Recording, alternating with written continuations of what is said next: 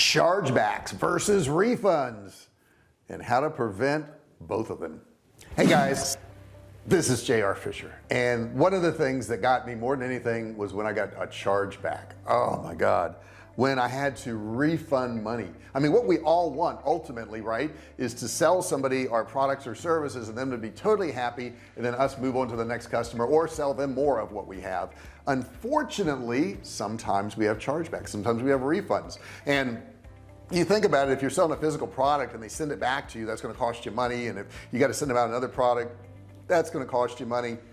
So and then the other bad part is chargeback. I'm going to define what both these are in just a second, but more importantly, at the end of this video, you're going to know how to prevent these things. It's going to save you so much time, money, hassle, knowing how to prevent these things. But we want to first define what the difference in a chargeback and a refund is. Okay, let's talk about refunds first.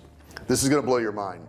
According to a retail survey, refunds have cost the retail industry $350 billion a year on average. $350 billion. Now a brick and mortar store is around 9% refunds, but selling online, it's a 30% refund rate. 30%. It's unheard of. It's crazy. Can you imagine 30% refunds? Now, not all of us have 30% refunds.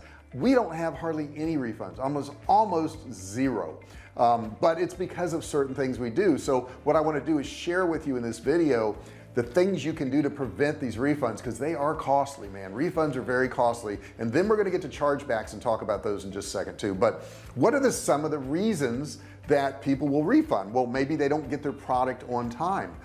Maybe they got sent the wrong product. Okay, maybe that product wasn't exactly as described on the website, so they're dissatisfied with the product. Maybe they got the product and it had defects, or it was broken, or it was damaged, something along those lines. Maybe in the case of clothing, it didn't fit right, the fit wasn't right. So what we want to do is we want to kind of stamp out all these problems that are going to cause these refunds. We don't want them to occur. We don't want refunds. We don't want them. I don't have them. I don't want them. I don't like refunds. Now, some of us have instituted refund policies, you know, within 14 days or 30 days or whatever it is, I'll give your money back based on certain criteria, you know, if it's defective, if it's damaged, whatever it is. But some companies say no questions asked. I know I buy a lot from Amazon, and I don't want to toot their horn, but I mean, I don't worry about buying anything from Amazon, because I can get it, you know, to my door and never have to leave the house, look at it and say, no, I don't want it, and send it right back. And it's not a hassle. So depending on what your policy is going to determine your refund. Now let's talk about chargebacks for a second, because chargebacks are really a whole lot worse than what you think they are. Chargebacks are very dangerous. So let's talk a second about the difference in a chargeback and a refund. Now a refund primarily is a customer's dissatisfied and they contact the seller and they say, hey, I want my money back, or I want a replacement or something like that. But the actual transaction of the refund stays between the seller and the buyer. Okay, so that's great. Now a chargeback is entirely different. A chargeback is different because they don't necessarily contact the merchant. They may have contacted the merchant for a refund, but what they do is they contact their bank, the issuing bank of their credit card, the payment form they used, and they say, hey, I dispute this charge. I don't like this product, or I never got the product. It never showed up. I never consumed the product. And that's what's called a chargeback. Now, if you have a lot of people doing this to your company, if your chargeback rate is even over 1%, you are in risk of losing your merchant account. And what does that mean? That means you won't be able to take credit cards. You can't take payments.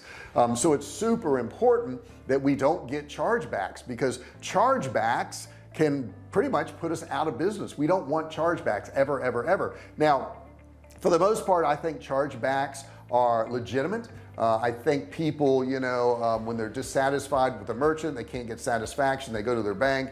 But there are a lot of fraudulent ones now.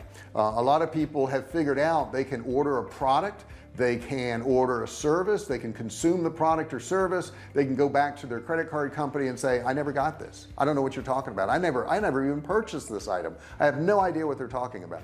And as soon as they do that, the bank for the most part is going to say, okay, we'll send you out another credit card. Somebody must have stolen your credit card. We'll just charge back that amount to the seller. And we don't want that happening. So I think it's really important that you know who you're selling to. That is critical. And there are certain stop gaps that you can do, certain security measures you can do. We have those instilled in our website so that they kind of automatically do these things for us, but there are a lot of things that you can do too. Now sometimes customers will contact you to get a refund and then immediately file a chargeback. Now you want to make sure that you figure out what the status of that chargeback is, because if you refund that customer and the issuing bank is going to charge you back, you could have a double refund. We don't want this happening. But the best way to really prevent chargebacks is to treat your customer right. And you know, some people are going to commit fraud. They just are. I mean, we have fraud committed against us. But bottom line is, if somebody contacts you and they're dissatisfied, take care of them. Take care of them, replace the product, refund their money, do whatever you have to do. It's going to cost you a whole lot more if they go to their issuing bank and they want to do a chargeback. It could cost you your merchant account. So initially, if they contact you, you're going to want to make them happy, whatever it takes to make them happy. Now what I want to do is walk you through some steps you can do to prevent refunds and chargebacks. And if you do these steps, it's going to help you a lot. So the first one, number one, is make your contact information easily accessible. Okay, on every one of your web pages, on every one of your invoices, whatever it is, make sure you have a phone number, you have an address, make sure you answer the phone. Okay, like if you get a message and people they don't want to wait. If they call you in the morning and you haven't called them back by the afternoon or evening, they may contact their bank the very next day and start a chargeback. So if you're going to put your contact information there, make sure you contact them back very quickly. And what I like to do is I like to respond to them in the medium that they responded to me. So if they send me an email, I'm going to respond to them via email. If they call me on the phone, I'm going to call them on the phone. Okay, if they put in a support ticket, I'm going to respond to them via that support ticket. I think a lot of people say, well, this guy called me but I sent him an email. Well, maybe he doesn't check his email very often. He called you because that's how he wanted to contact you. However they contact you is their form of contact, and that's what you have to do. Number two, avoid disputes. Avoid disputes. What do I mean by this? If somebody's not happy, you got to offer them a refund. You just got to do it. Okay, now we have certain stipulations for some of my courses so that people don't, you know, get access to the course and consume the entire course and then want their money back. And I've had people try that, but very, very few. But up front, you know, it's a whole lot easier just to give somebody a refund. It really is. It's a whole lot less headaches. I've seen people spend days or weeks on the phone arguing over 50 bucks or 100 bucks. And I'm like, goodness gracious, how much of your time have you wasted? Just give their money back and don't sell to them again. You know, they're a problem customer. If you give their money back, they have no reason to file a chargeback against you.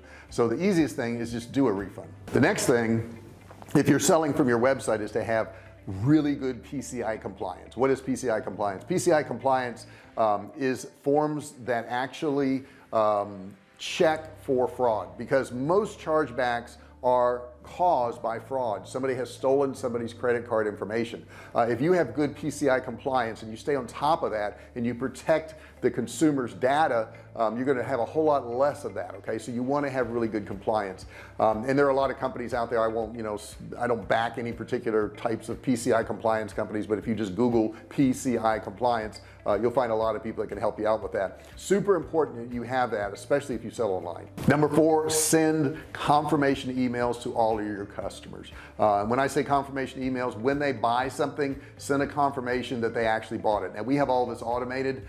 We can do that through our system, and whatever type of website you have, you can probably do the same thing. Also send them an email when it ships out. Okay, if they buy it today and it doesn't ship for 2 days, send them another email, you know, that it shipped. Send them another email to make sure they're happy with it. Stay on top of that particular order, and this can all be automated. And I won't get into it in this video, but all this stuff can be automated. If you send out these emails, you're keeping them in the loop, and as long as they're in the loop and they know what's going on, you're going to have a happy customer. Number five is provide a clear transaction description. So when they see that transaction come across on their credit card, make sure they see something they recognize. Okay, the name of your company. If you've got ABC Marketing and you're selling sporting goods and it's Joey's Sporting Goods, they're not going to know that ABC Marketing is Joey's Sporting Goods. So make sure you make that clear in that description that appears on their statement, and you have control over that too, what appears on their statement. Make sure it makes sense. make sure it is related to your company so that they know who they bought from. Number 6 is provide excellent customer service. I can't beat this into the ground enough. If you take care of your customers, and you're nice to your customers, and you're friendly to your customers, and you're quick to reply to your customers, like I said in the beginning, you instantly get back with it. If they call me at 9 in the morning, probably by 9:15 9:30 I'm going to call them back. It's not going to take long.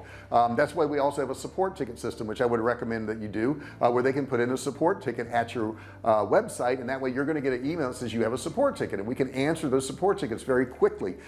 So that's very, very important too. Also have within this excellent customer service, have a FAQ area of your website. Frequently asked questions that can prevent a lot of people calling you and emailing you and complaining, because they can get their answers on the website. It's right there for them. Number 7, contact customers that have suspicious orders. Okay, so a suspicious order would be if your average order is $150 and then tomorrow you get one for $8,000. I would probably call that customer. I would want to know who they are.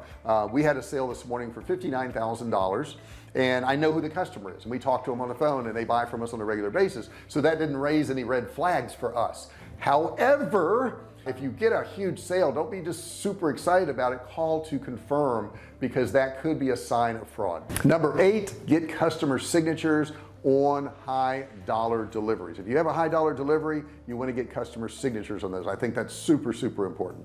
Number 9, stay away from trials. I saw these happen for years, where somebody would get a trial of a product, and then each month after that you would just automatically start billing them. Make sure they opt in for that billing. Okay, make sure they opt in. They know they're getting charged every single month. Make sure it's easy for them to opt out if they want to. If somebody wants to opt out of our billing, we can do it within an hour. Okay, so it's not a problem. It sends them a confirmation that they've been opted out. So if you're going to do these monthly subscriptions, I would highly recommend that they opt in for the paid one. It doesn't just automatically convert over to the paid one. And number 10, use a high quality payment gateway. We use authorize.net, and I'm not recommending them or saying anything. I mean, they've been great. I would recommend them, but the point is there's a lot of good ones out there. If you have a high compliance, PCI compliant payment processor, you're going to have a lot less problems than if you didn't. Okay, so it's really important to do that. It's going to cost a little bit more, but it'll save you a lot of money, time, and hassle. Those are my 3 things: money, time, and hassle. I don't want to have money, time, and hassle problems. So I hope you enjoyed this. I hope this helps you out. When you're selling online, you want to protect yourself. You don't want refunds, and you certainly don't want chargebacks ever, ever, ever. Those are the most terrible things. And if you ever lose your merchant account because you had too many chargebacks, the fees you're going to pay to get another merchant account are going to be astronomical. Just ridiculous. So stay away from that. Take care of your customers. Do what I told you in these 10 steps, and you're going to have a whole lot less refunds and a whole lot less chargebacks. I hope you enjoyed this video, and if you did, do me a favor, subscribe below, hit that button down there if it's red, click it, turn it gray. Don't forget to ring the bell, turn on all bell notifications so you're notified each and every time I go live. Okay, we'll just actually say, hey, I'm here live, or if I upload a video, we'll notify you of that too. I also have a free course below. It's a $97 course. It's a click and learn course. Click on it, get the course. You don't need a credit card. I appreciate you watching this video. Put your comments below. Tell me what you thought of it. If you've got some problems or you need some help, put that below too. I'll be happy to come through and help you out. Thank you so much for watching this video, and I'll see you in the next one. Hey, thanks for watching my video. Don't forget to subscribe to my channel and click that little bell right there so you can be notified every time I do a new video. Also, click on one of those videos there. Keep watching on my channel.